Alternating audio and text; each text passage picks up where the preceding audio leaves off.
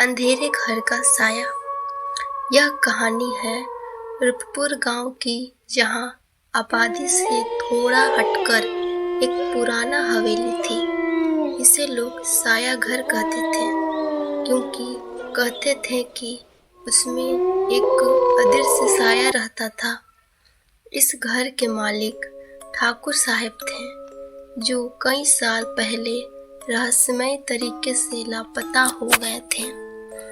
गांव के लोग उस घर के पास से रात में ही नहीं गुजरते थे, लेकिन अर्जुन, एक नौजवान जो शहर से लौटकर आया था, इन बातों पर विश्वास नहीं था।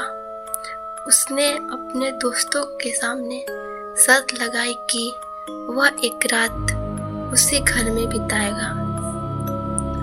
एक अमावस्या की रात अर्जुन घर के अंदर गया।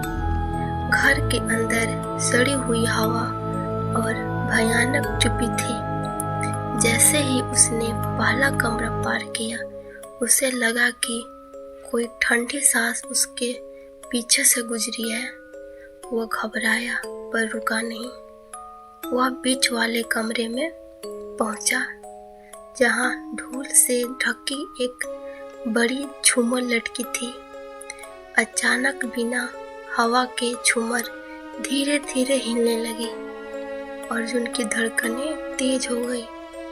तभी उसे एक दबी हुई फुसफुसाहट सुनाई दी, जैसे कोई उसका नाम ले रहा हो।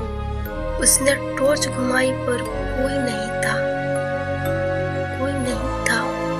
वह और तो उसे सामने वाली टूटी हुई खिड़की पर पतला काला साया दिखाई दिया।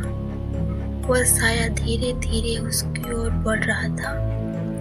साये की आंखें नहीं थी, पर अर्जुन को लगा जैसे वह साया उससे घूर रहा हो।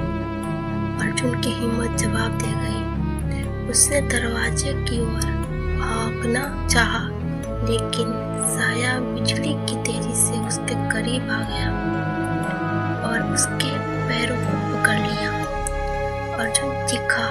उसकी चीख हवेली की दीवारों से टकराकर दब गई। अगले दिन गांव वालों ने अर्जुन को घर के बाहर बेहोश पाया।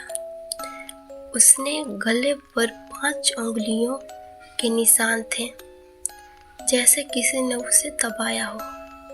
अर्जुन ने उस दिन के बाद कभी उस घर की ओर मुड़कर भी नहीं देखा और न ही गांव वालों की कहानी में झुठलाया।